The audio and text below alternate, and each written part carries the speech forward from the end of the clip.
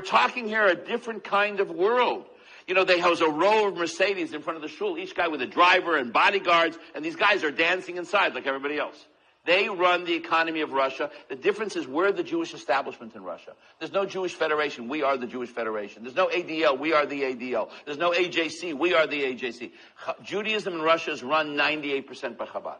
It's a different ballgame. It is the most amazing Jewish community that I've ever been to in my life. It is so well organized. There's schools in this town with 1,000 students, with 50,000 Jews. It's an amazing place. I mean, now there's challenges, and everything in the city is run by Jews. The shopping centers are owned by Jews. Both airlines are owned by a Jew. The banks are owned by Jews. The gas stations are owned by Jews. The whole downtown, everything is owned by these oligarchs. In fact, the governor now, on behalf of Ukraine, is one of these oligarchs. One of the other elements for the success of Judaism in Russia, even though he's not so popular right now in the United States, has been the friendship to the Jewish world of the president of Russia, which is Vladimir Putin. And you have to ask yourselves, why is this so? I heard a great line from a professor of mathematics, Novosibirsk.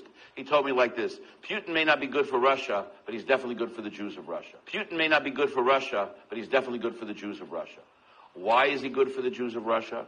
Because when Putin was a young child, he lived in an apartment building in St. Petersburg. And he would come home every day from school, and his parents were out working, and in the same entrance, in the same apartment or the adjacent apartment, there lived a religious Hasidic family. And when he would come home, and there was nobody to take care of him, they would do his homework together with him. And he spent his youth growing up basically in the house of an Orthodox Jew. So he feels a tremendous sense of hakoras hatov, of recognition for good, to the Jews, and what he got. All his childhood friends were Jews.